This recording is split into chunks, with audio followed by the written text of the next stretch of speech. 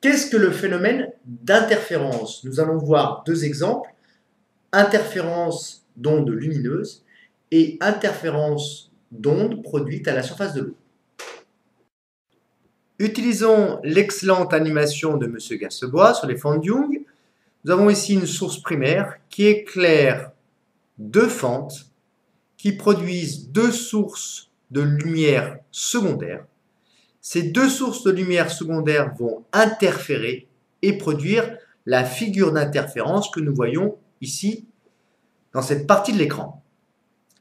Nous observons que la figure d'interférence est constituée de raies colorées entrecoupées de bandes noires.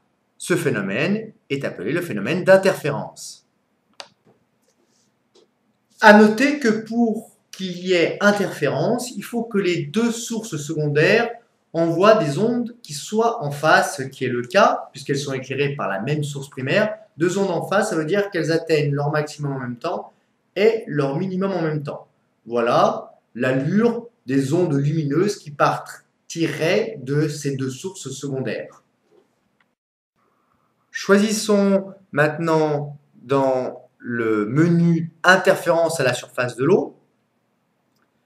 Nous voyons ici deux sources synchrones, c'est-à-dire en phase, qui produisent des interférences à la surface de l'eau. On peut faire varier sur cette animation à la fois la fréquence des ondes ainsi que l'écart entre ces deux ondes. Alors, qu'est-ce qui est remarquable dans ces figures d'interférence, aussi bien lumineuses que pour les ondes à la surface de l'eau?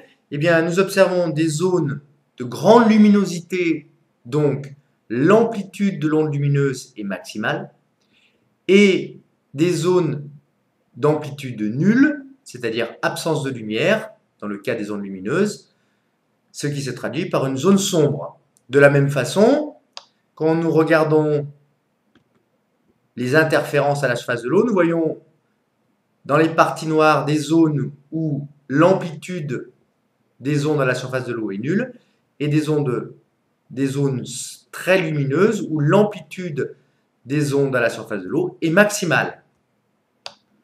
Conclusion, lorsque des ondes périodiques progressives produites par deux sources synchrones, c'est-à-dire deux sources qui vibrent en phase, se superposent dans un milieu, des interférences sont produites, des zones d'amplitude minimale et maximale apparaissent.